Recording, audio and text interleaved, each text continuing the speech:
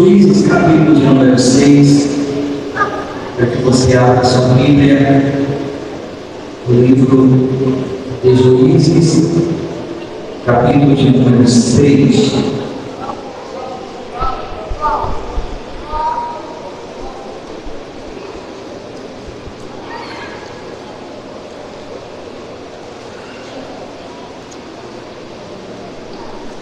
Glória a Deus.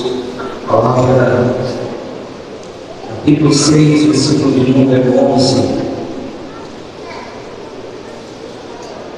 Assim diz a palavra do Senhor. Então, o anjo do Senhor veio e assentou-se debaixo do carvalho que estava em Ofra, que pertencia a Joás, Abiezrita, e Gideão, seu filho, estava valhando o trigo no lugar para o salvar dos midianitas. Amém. Curva sua cabeça, Senhor, nosso Deus e nosso Pai. Meu amado Deus, em nome de Jesus Cristo, teu Filho amado, nós queremos agora, Senhor, ministrar a tua palavra. Nós não temos palavras bonitas, não temos que nos valer de conhecimentos humanos, mas eu quero que o Espírito Santo, segundo a necessidade de cada um, segundo a necessidade da tua igreja, segundo a nossa necessidade, venha falar o coração do teu povo, Senhor. Não sei, meu Pai, como que cada um chegou até esse lugar hoje. Não sei como cada um adentrou o teu santuário nessa noite. Eu não sei, mas o Senhor sabe todas as coisas, de tal forma que eu ainda creio, Senhor, e esse é o nosso dever, continuar crendo que a tua palavra é o suficiente para fazer e transformar vidas e abençoar.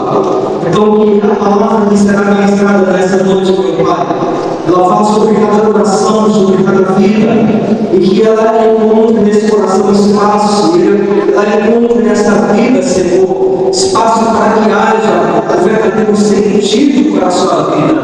Pai, em nome de Jesus, assim oro. Eu quero ministrar a tua palavra, que o Espírito Santo olhe para nós e nos faça com que, Senhor, essa tua palavra ela vá produza frutos sobre cada vida, em nome de Jesus. Amém. Diga amém. Amém. Glória a Deus. Podem sentar, amados. Glória a Deus. Queridos, eu confesso para os irmãos que sempre que há um culto, e sempre os cultos há algumas denominações, ou por exemplo, hoje um culto denominado culto de missões, o culto de missão. E sempre quando há essas denominações, a gente, quando tem a responsabilidade de ministrar, a gente fica sempre pensando o que a gente poderia pregar, o que a gente poderia ministrar, que texto a gente poderia fazer menção para que a gente pudesse ministrar a palavra do Senhor. E um desses pensamentos, num desses pensamentos, o Senhor direcionou ao livro de Juízes para falar um pouco sobre estar aqui no capítulo de número 6. Quero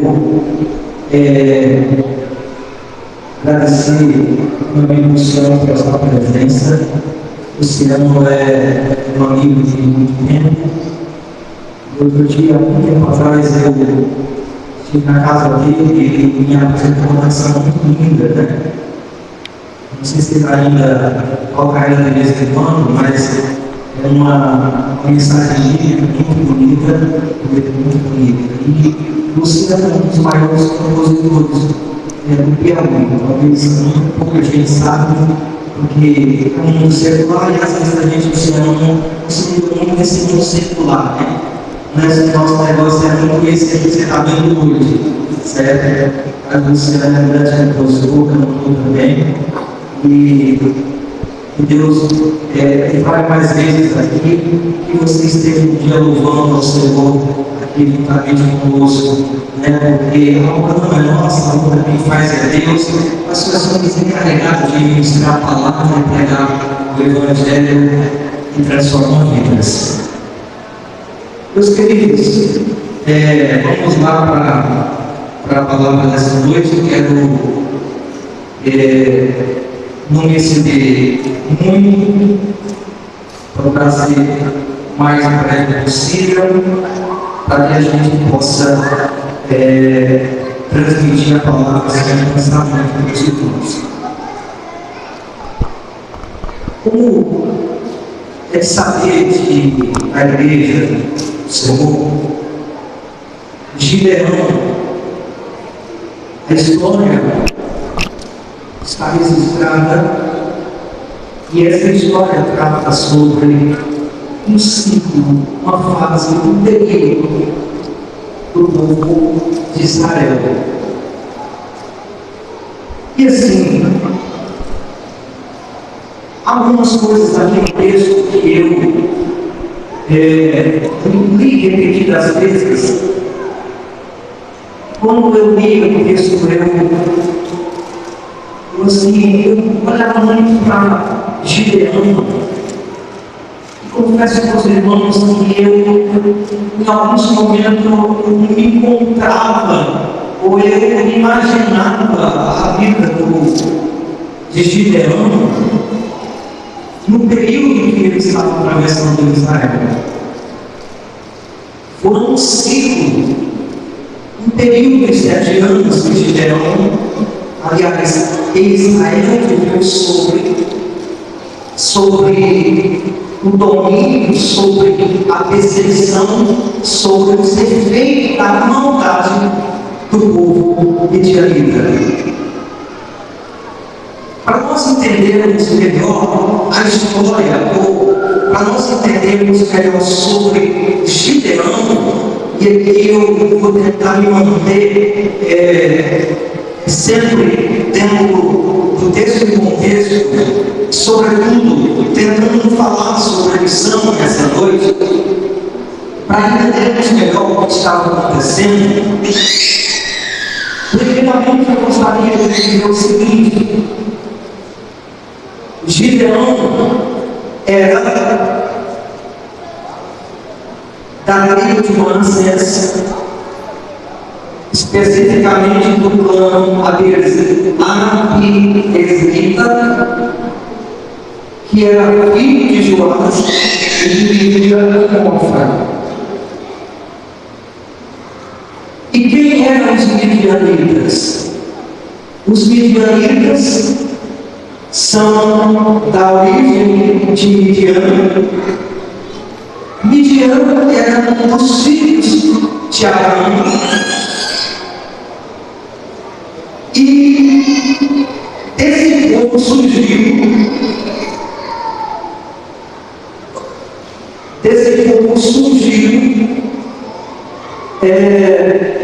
Os midianitas. Já falamos aqui, e os irmãos conhecem, que lê o livro de Juízes, e quando lê outras passagens, outros textos acerca de Israel, vocês sabem que eles passaram diversos momentos na história, vários ciclos, e aqui o povo de Israel está vivendo em mais um desses momentos. O texto vai dizer, lá pelos versículos 1 do capítulo 6, que os filhos de Israel fizeram o que parecia mal aos olhos do Senhor.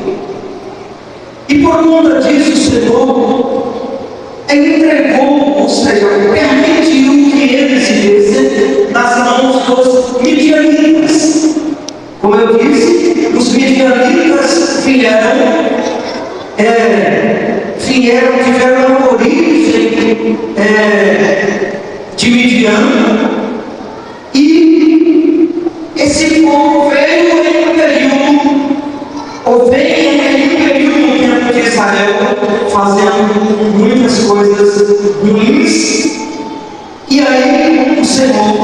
agora está ouvindo o povo de Israel pedir por clemência, pedir por misericórdia. E prevalecendo a mão dos midianitas sobre Israel, fizeram os filhos de Israel para si, por causa dos midianitas, as covas que estão nos montes e cavernas e fortificações. Porque sucedia que, semeando Israel, subiam os midianitas e amalequitas, e também os do Oriente contra eles subiam. Então veja bem, o que está acontecendo no texto? O que está acontecendo no texto narra essa história é que assim, o povo de Israel estava sobrevivendo em um período que funcionava mais ou menos da seguinte forma: eles trabalhavam, cuidavam das suas terras, faziam tudo o que eles precisavam fazer para ter sucesso nos seus plantios, nas suas lavouras, faziam tudo para que as suas colheitas fossem bem-sucedidas. Porém, os midianitas, que já eram um povo muito numeroso, o que eles faziam? Eles vinham e destruíam as terras, destruíam as lavouras, arrebentavam tudo que o povo de Israel tinha, e os midianitas cresciam numerosamente e nas suas más ações, fazendo tudo o que não agradava a Deus. Então, chegou uma hora que o povo de Israel, eles não suportavam mais tudo que estava acontecendo ao seu redor. E eles, a exemplo que já haviam feito em outras oportunidades, o que eles fizeram? Eles foram clamar ao Senhor, pedir ao Senhor misericórdia e piedade. Chega aqui ao ponto, que aqui eu vou passar o versículo 6. E assim Israel empobreceu muito pela presença dos midianitas. Veja bem, então os filhos de Israel clamaram ao Senhor. E sucedeu que, clamando os filhos de Israel ao Senhor, por causa dos midianitas. Versículo 8, eu quero que você preste atenção no versículo 8. Enviou o Senhor um profeta aos filhos de Israel. Ele disse assim diz o Senhor, Deus de Israel, meu filho: eu vos fiz subir e vos tirarei da casa da servidão. Amém? Você pode dizer amém? Amém. Amém. Glória a Deus. Quando eu cheguei no ponto, quando eu cheguei aqui nessa parte que Deus vai começar a falar com o povo, duas coisas pelo menos eu comecei a imaginar e meditar aqui. Primeiro, Deus está ouvindo o povo de Israel. Só que Deus havia entregado o povo de Israel a mão dos midianitas. Deus queria que eles entendessem de uma vez. Deus queria que eles entendessem que o único Deus capaz de livrá-los, de abençoá-los, de protegê-los, de fazer deles uma grande nação, era o Deus de Israel. Então, quando o povo de Israel se sente sufocado pelos midianitas, as lavouras sendo destruídas, o povo de Israel sendo expulso das terras,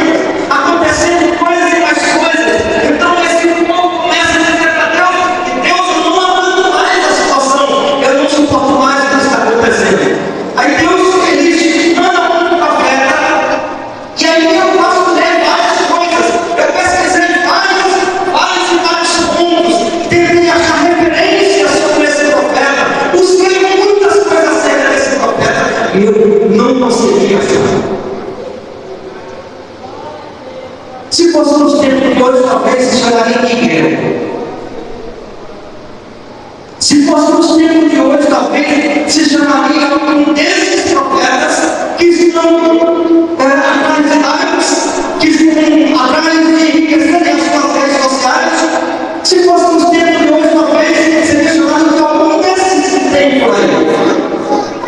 Mas o texto é maravilhoso de tal forma que Deus, que o escritor do texto, ele não escreveu o nome do profeta, ele não disse que era profeta, ele não descreveu a origem do profeta. Eu não achei a origem desse profeta, eu não encontrei o nome desse profeta, eu não descobri quem foi esse profeta, mas depois eu pensando, Deus, como é que pode uma mensagem tão linda ter vindo ao menos descrever quem foi esse abençoado que trouxe uma mensagem tão boa e maravilhosa no momento crucial da história de Israel. E as pessoas devem sentir, sabe o quê? Que Deus não está preocupado com o profeta.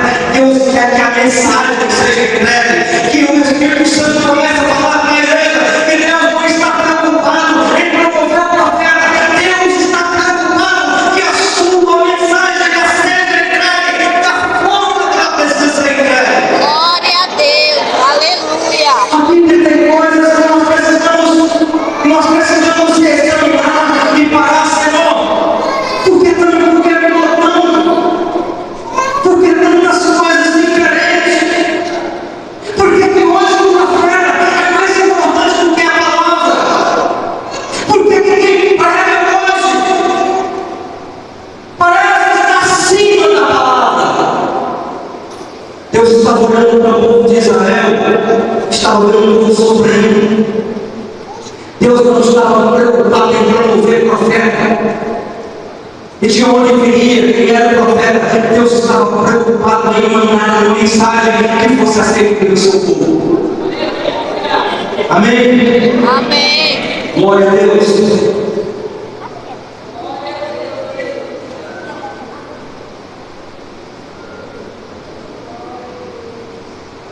Só que assim, Deus mandou o profeta falar com o povo. Acontece que o que Deus queria, na verdade, é que o povo se arrependesse. Porque tinha coisas erradas. Porque estava acontecendo coisas que Deus não estava, que Deus não aceitava, que Deus não queria que acontecesse isso.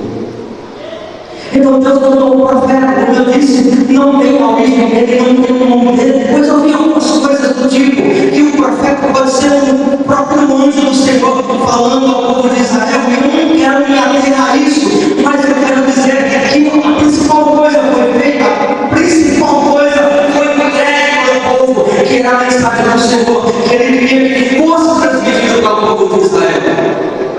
Pois bem, Deus mandou a mensagem para que o povo se arrependesse, para que o povo se voltasse verdadeiramente a Deus.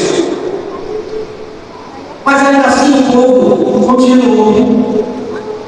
E aí o versículo de número 9 diz: e vos livrei da mão dos egípcios e da mão de todos quantos vos oprimiam, e esperei diante de vós, e vos dei a sua terra. Aqui o que está acontecendo? Deus está falando através do profeta, dizendo para o povo, para que o povo, irmãos, vou dizer coisa para os irmãos, que nós somos muito fáceis de esquecermos das coisas. Às vezes nós esquecemos muito fácil daquilo que nos acontece.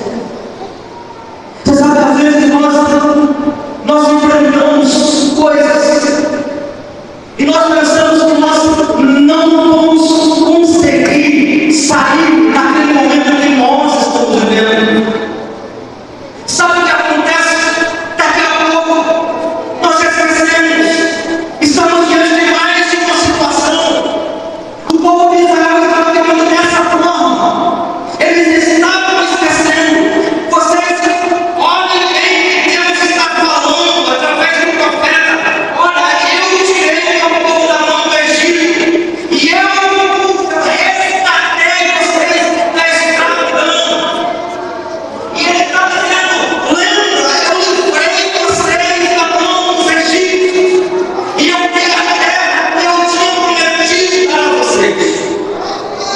ali estavam no meio de uma situação terrível. E o Senhor disse: eu sou o Senhor vosso Deus. Não temais aos deuses os amorreus, em cuja terra habitais, mas deves ouvir a minha voz. Então aí o Senhor manda um anjo, e aqui é a segunda coisa que eu quero falar para a gente nessa noite, que eu acho muito importante. O Senhor manda um anjo atrás de um homem que estava fugindo também. Escuta uma coisa.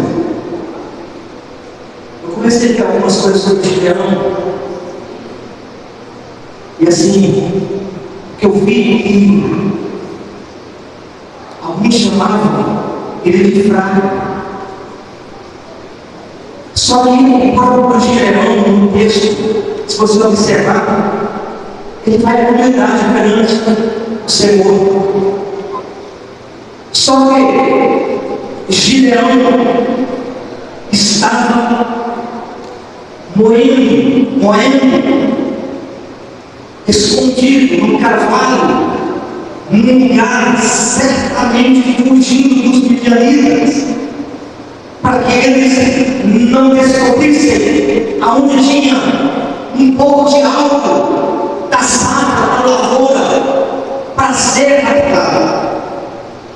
Gideão estava no campo, moendo trigo do lagar para o salvar dos midianitas. Olha que coisa interessante, irmãos. Presta atenção nisso. Gideão estava escondido no lagar, moendo trigo, tentando salvar, porque tentando salvar dos midianitas aquilo que ele tinha conseguido da sua lavoura.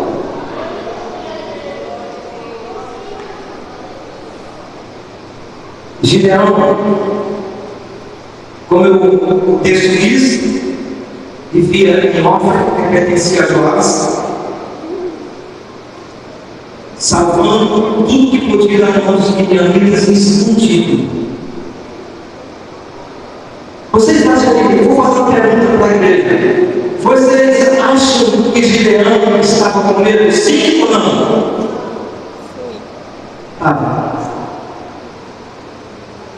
E se fosse eu também, talvez estaria, se fosse você também estaria. Porque os midianitas, eles não deixavam o povo de Israel em paz. Eles não deixavam o povo em paz. É por isso que eu coloquei essa mensagem hoje. Porque essa palavra, nós estamos falando aqui, e agora eu quero já ir para os instantes finais dessa palavra, para te dizer que não adianta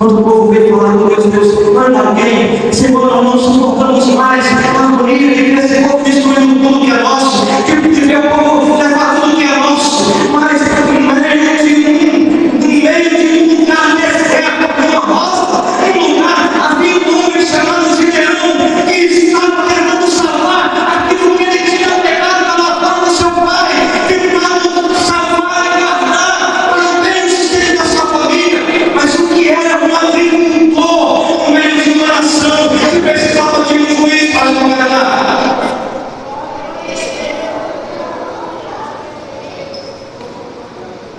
Comecei a fazer essa pergunta: Senhor, na lógica humana, Gideão nunca seria escolhido para governar, para ser juiz de Israel. O homem que parece que está se escondendo com medo, nunca parece que a nossa lógica nunca vai ser ninguém na vida. Um homem que está se escondendo porque tem medo, porque tem receio de que não consiga, de que não dá certo chegar aonde ele deseja chegar. Na lógica humana, vai ser mais que fracassado, vai ser mais que destruído, vai ser mais que uma pessoa, alguém que Deus não está olhando. Mas Deus está olhando por Israel, por toda parte, por todo o povo. E Deus encontra um homem, filho de Joás, chamado Gideão. O texto ali tem que achar alguma coisa sobre o período, sobre a sua idade. Também não revela muito sobre a sua idade. Só sei que teve esse alguém que já tinha alguma experiência, porque ele estava na lavoura, trazendo a lavoura para os fundos, quem sabe os fundos da casa, para um lugar deserto, aonde ninguém dos midianitas pudesse descobrir aonde ele estava. Deus não permitiu que os midianitas descobrissem aonde ele estava, mas o olhar de Deus sabia aonde ele estava.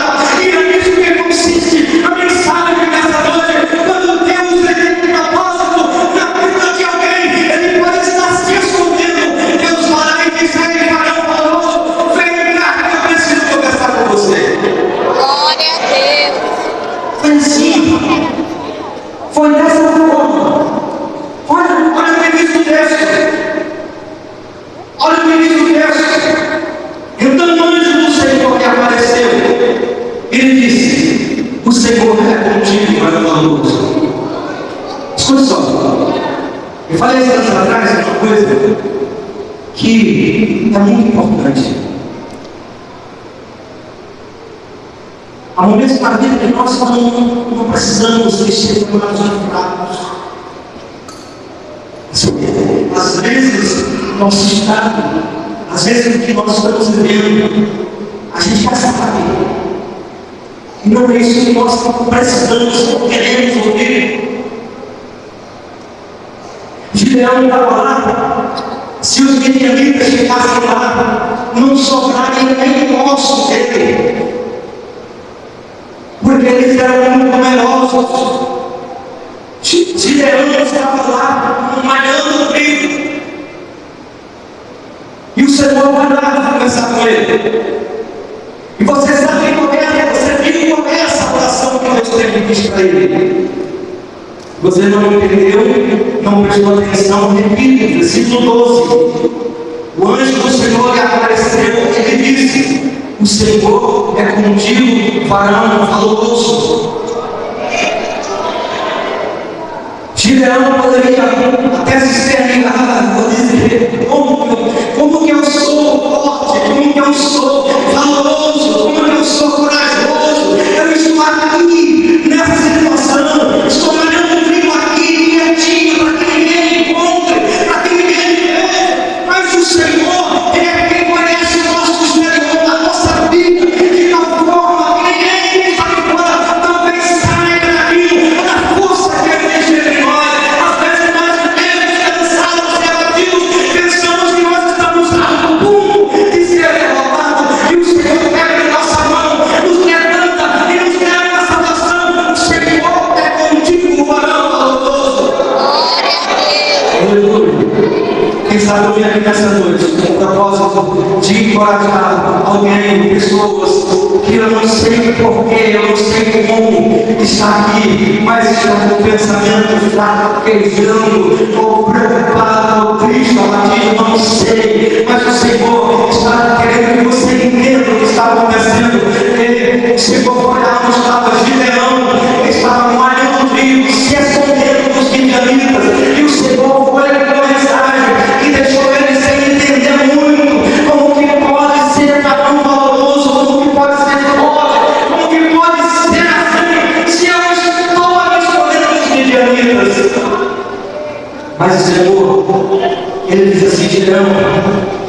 Mas Gideão lhe respondeu: ai, Senhor meu, se o Senhor é conosco, por que tudo isso está acontecendo aqui em nossa terra? Você vê que Gideão está conversando com o Senhor, e Gideão fala assim: Senhor, tudo bem, se o Senhor é conosco, por que o Senhor está permitindo isso acontecer em nossa terra, o nosso povo e a nossa gente? Por que, Senhor? E que é feito de todas as suas maravilhas que nossos pais contaram dizendo, não nos fez o Senhor subir do Egito. Aqui ainda é a palavra de Gideão. Porém agora o Senhor nos desamparou e nos deu na mão dos midianitas. Palavra de Gideão.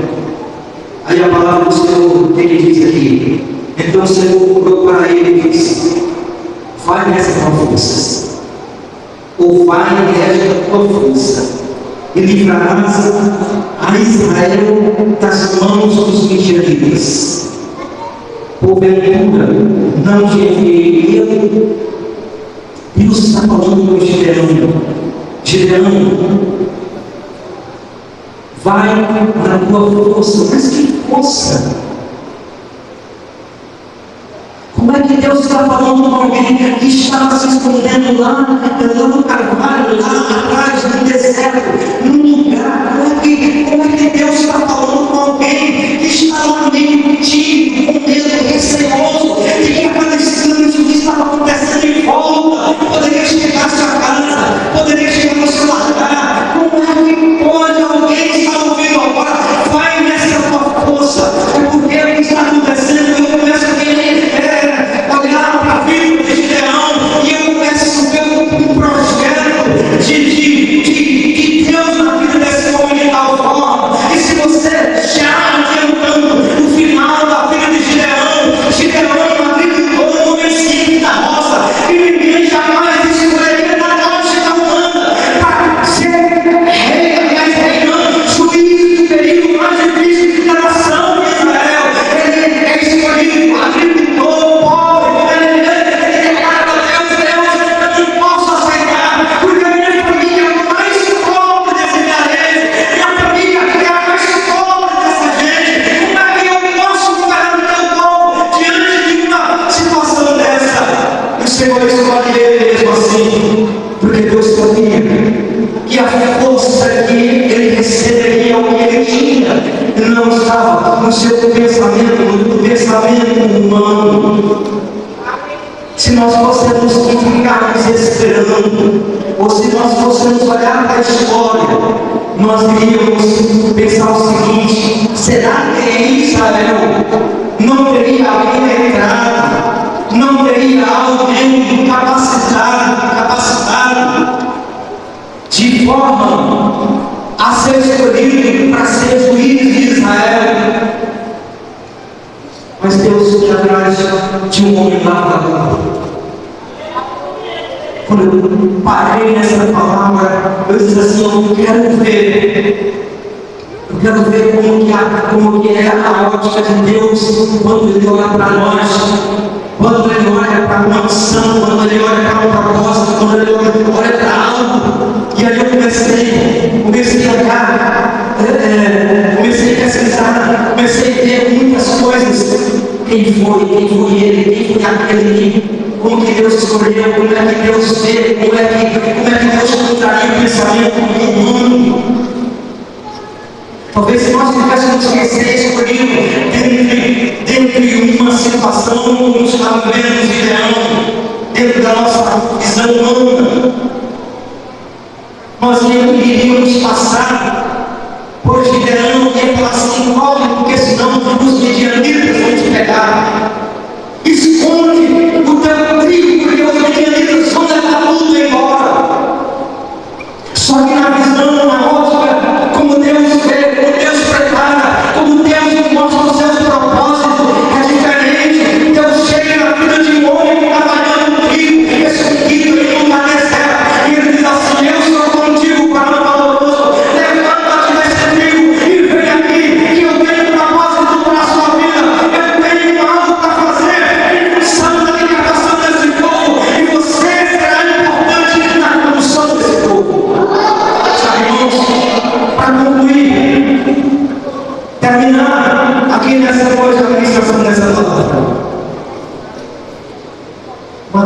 povo estava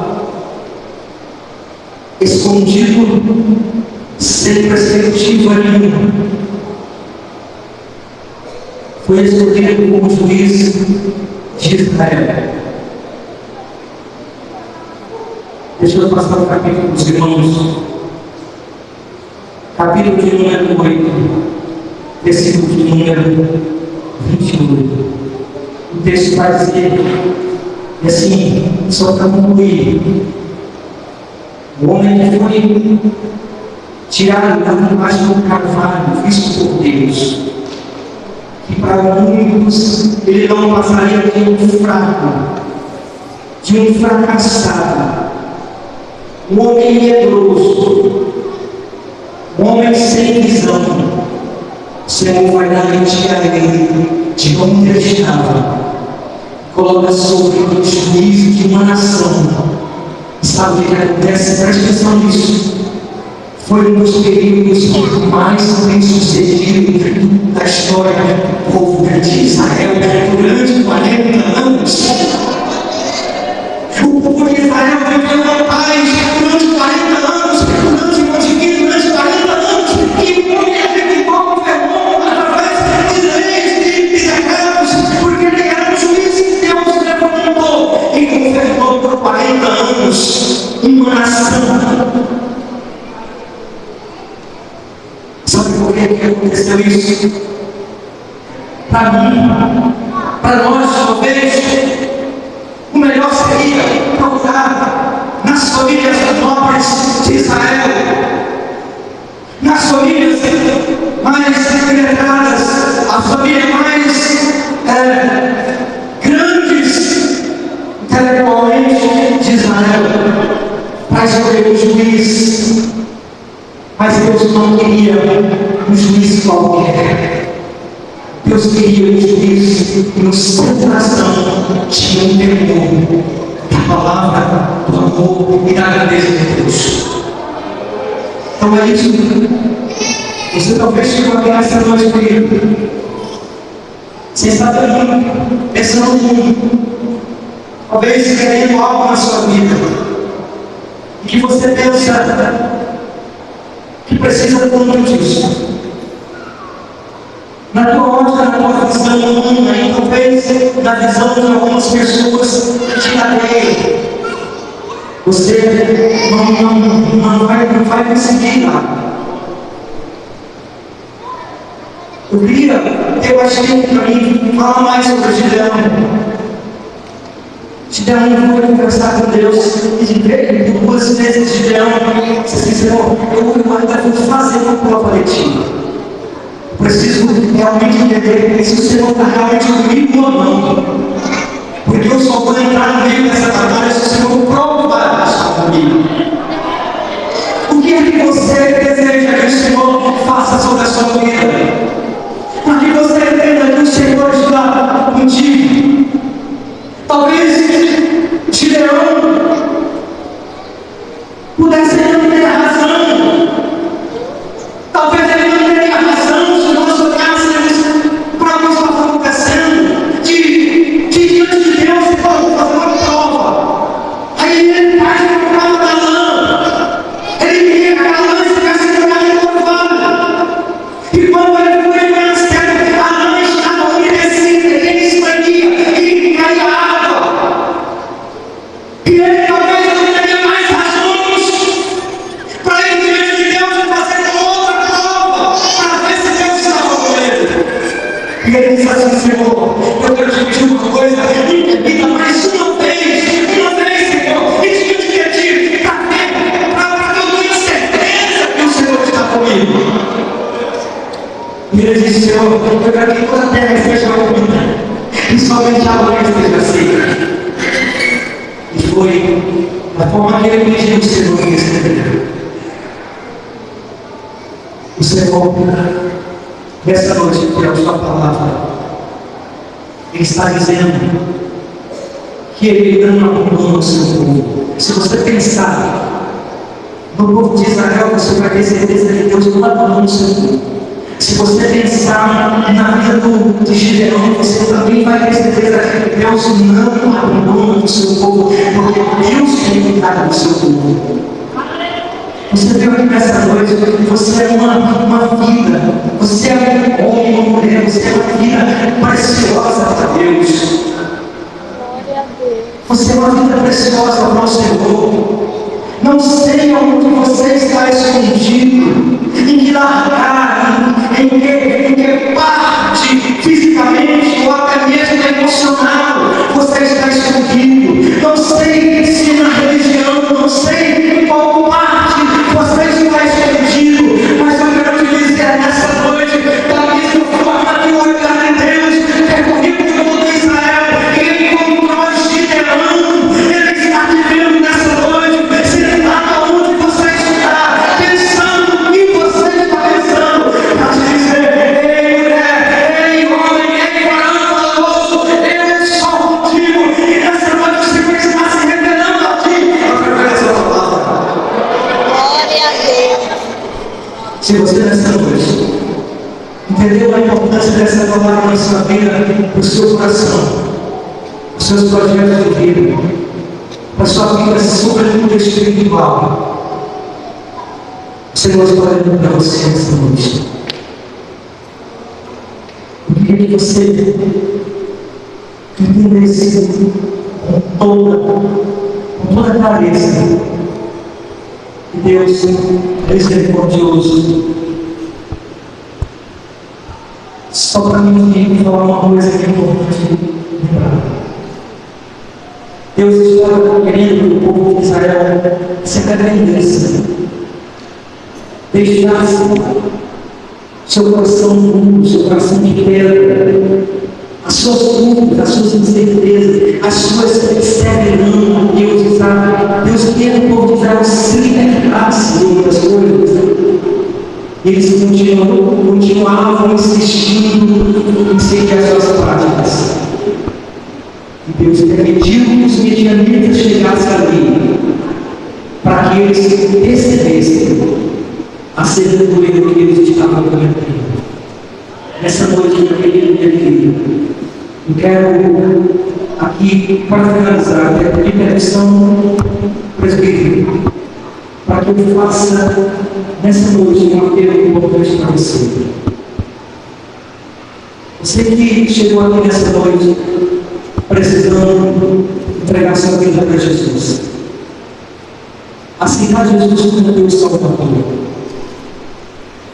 entender que é o momento de sair do carvalho que você está, entendendo que é o momento de sair desse esconderijo que você está vivendo, emocional, espiritual, seja lá qual seja esse esconderijo que você está vivendo.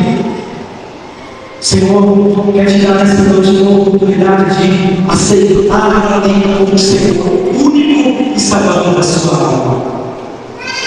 De se reconciliar com Ele, para que você possa bater novamente o seu nome escrito no livro da vida. Como eu disse, o Senhor nessa noite está te dando uma oportunidade para que você saiba de onde você está, de onde você está vivendo, dos dias, dos momentos que você está vivendo. E Ele quer escrever para você uma história nova. Não importa o que você pensa, às vezes, que as pessoas pensam ao seu respeito. Mas o Senhor é aquele que te ama, que cuida de você. E Ele te dá todas as oportunidades para que você seja uma nova criatura na presença do Senhor. Você que veio à casa do Senhor nessa noite, que está aqui pela primeira vez, que está aqui costumeiramente conosco, continue vindo e deixe que o Espírito Santo fale ao teu coração. E não desperdice jamais as oportunidades que Deus tem te dado, porque no dia de amanhã nós não sabemos o que nos aguarda. Que nos espera. Que Deus abençoe a amada igreja do Senhor Jesus. Agradeço a minha oportunidade E meu pastor foi concedendo que está ministrando nessa noite aqui, que Deus abençoe ricamente o povo de Deus. Eu quero que você aplaude o Senhor. Deus não